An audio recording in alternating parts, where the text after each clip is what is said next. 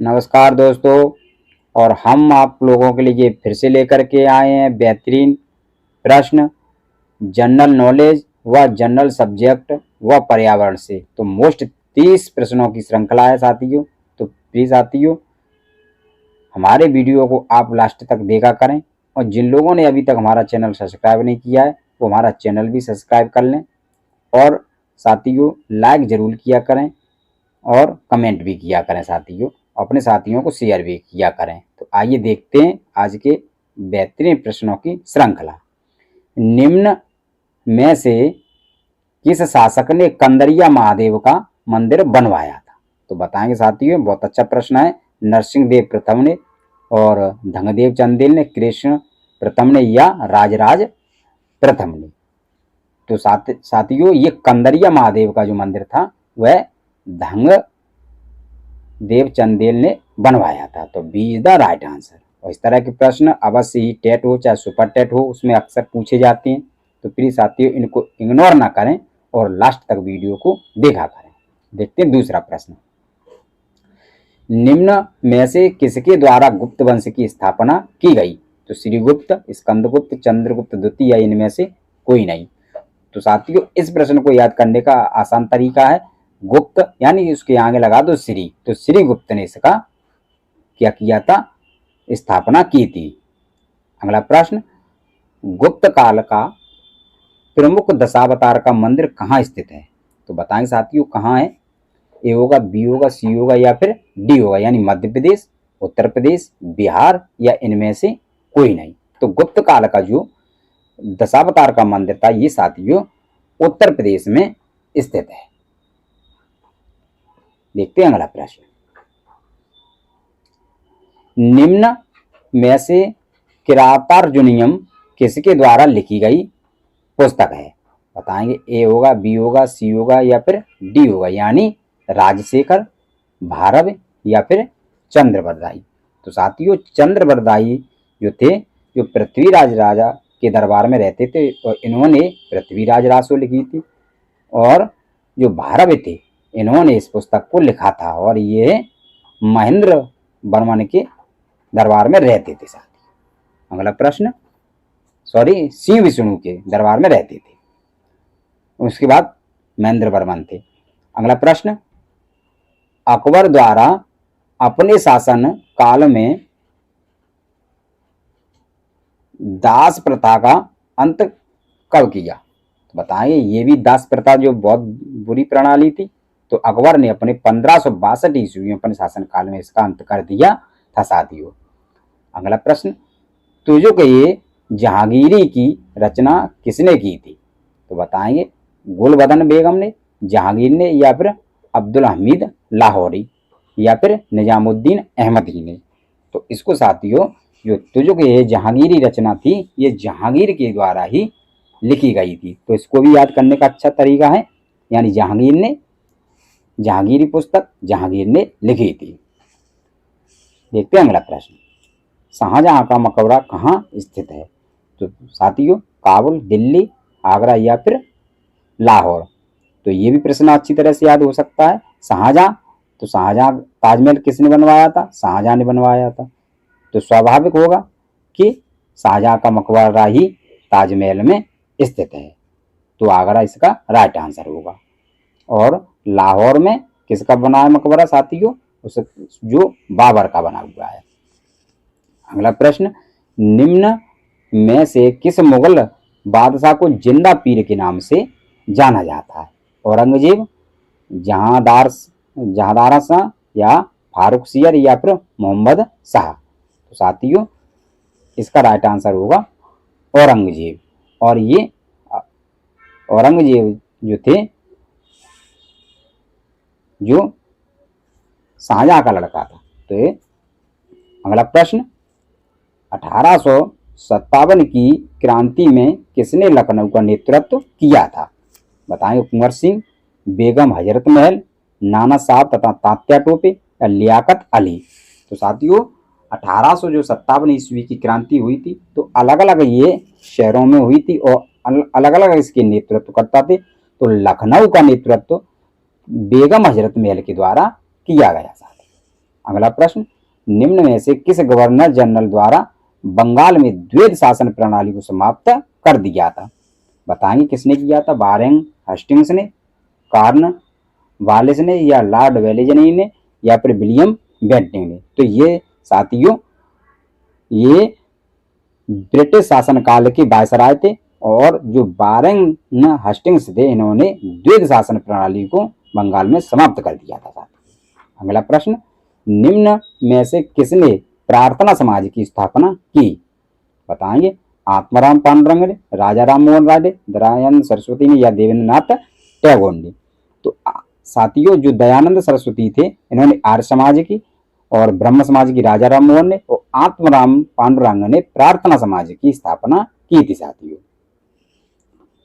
अगला प्रश्न, सत्य शोधक समाज की स्थापना किसने की थी? तो बताएंगे स्वामी विवेकानंद, ज्योतिबा फुले, सुभाष चंद्र बोस, या सुरेंद्रनाथ बनर्जी? तो सत्य शोधक समाज की स्थापना साथियों महात्मा ज्योतिबा राव फुले के द्वारा की गई थी। तो इसका राइट आंसर होगा बी, यानी ज्योतिबा राव फुले। अगला प्रश्न, भारत में एशियाटिक सोसाइटी की स्थापना किसने की? बताएंगे विलियम बेंटिंग, एओ हुम, या केशव चंद्र सेन, या इनमें से कोई नहीं? तो साथियों जो एओ ह्यूम है ये इन्होंने कांग्रेस की स्थापना की थी साथियों। कितनी सन में? सन 1885 ईस्वी में। और केशव चंद्र सेन थे ये जब, इनके बारे में भी आप पढ़ेंगे और समझेंगे कि कौन थे। तो इसका राइट आंसर होगा विलियम जोन्स। अगला प्रश्न, रेड डाटा बुक से संबंधित संगठन कौन सा है? बताएंगे ए होगा, बी होगा, सी होगा, या फिर डी होगा? तो यूएनडीपी, यूएनसीएन, डब्ल्यूडब्ल्यूएफ, या डब्ल्यूटीओ?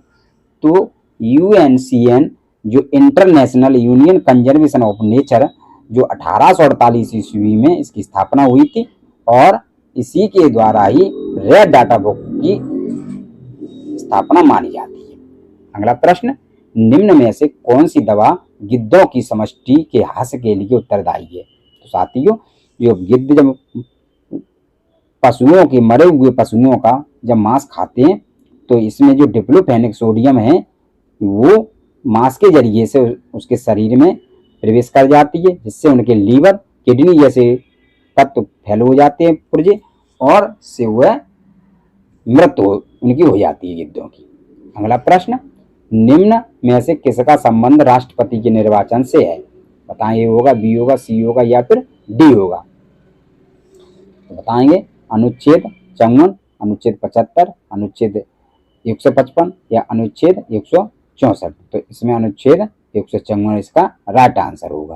और साथियों पूरी बात मैं नहीं कह पाता हूँ क्योंकि ज़्यादा बात कहने से वीडियो लंबे होते हैं, इसलिए देखेंगे। अगला प्रश्न, निम्न में से कौन सा शब्द भारत के संविधान की उद्देशिका में शामिल नहीं है? तो बताएंगे समाजवादी बिल्कुल है, पंथ निरपेक्ष ये भी है, प्रभुत्व संपन्न ये भी है साथियों उद्देशिका में, लेकिन जो लोक कल्याण है ये उस उद्देशिका में, भारत के संविधान की उद्देशिका में इसका वर्णन कहीं भी नहीं मिलता है। अगला प्रश्न, निम्न में से किस अनुच्छेद के अंतर्गत उपाधियों के निषेध की चर्चा की गई है? तो अनुच्छेद 14, अनुच्छेद 21 का, अनुच्छेद 26, या अनुच्छेद 29? तो उपाधियों का अंत साथियों अनुच्छेद 18 के अंतर्गत किया गया है। तो इसका राइट आंसर होगा अनुच्छेद 18। अगला प्रश्न, भारतीय संविधान के अंतर्गत किसे मूल अधिकारों का संरक्षक माना जाता है? संसद को, राष्ट्रपति को, या न्यायपालिका को, या फिर प्रधानमंत्री को? तो भारतीय संविधान के अंतर्गत जो मूल अधिकार का संरक्षक माना जाता है ये साथियों न्यायपालिका को माना जाता है, और न्यायपालिका ही सर्वोच्च मानी जाती है। अगला प्रश्न, जैन मत में संथारा से तात्पर्य है? बताइए जैन धर्म के जो संस्थापक थे वो ऋषभदेव थे, और 24वें साथियों तीर्थकर स्वामी कौन थे? और 23वें बताएंगे 24वें महावीर स्वामी थे। और 24वें, तो इसका राइट आंसर होगा उपवास द्वारा प्राण त्यागने का एक अनुष्ठान। अगला प्रश्न, वह है शासक जिसने हुणों को पराजित किया था। बताइए, श्रीगुप्त, चंद्रगुप्त, विक्रमादित्य या स्कंद गुप्त। तो गुप्त वंश का श्रीगुप्त संस्थापक थे, और हुणों को पराजित करने वाले जो स्कंद गुप्त थे, ये इसका राइट आंसर होगा। अगला प्रश्न, निम्न युग्मों में से कौन सा युग्म गलत है। तो साथियों, जो दीवाने रियासत, तो इस तरफ रियासत दी गई है और इस तरफ दी गए हैं बादशाह। तो दीवाने रियासत अलाउद्दीन खिलजी ने इसका स्थापना की थी, ये बिल्कुल सही है। दीवाने बंगदान गयासुद्दीन तुगलक, तो ये इसका गलत आंसर है। गयासुद्दीन तुगलक नहीं होता, इसमें होना चाहिए था मोहम्मद बिन तुगलक। अगला प्रश्न, विजय शहर किस नदी के किनारे बसा है। बताएंगे, वैनगंगा, कावेरी, तुंगभद्रा या फिर कृष्णा। तो साथियों, जो विजयनगर साम्राज्य की स्थापना दो भाई हरिहर और बुक्का ने की थी, तो ये कर्नाटक के तुंगभद्रा नदी के किनारे ये शहर बसा हुआ था साथियों। तो सी इसका राइट आंसर होगा, तुंगभद्रा। देखेंगे अगला प्रश्न, गुलामगिरी नामक पुस्तक के लेखक कौन है।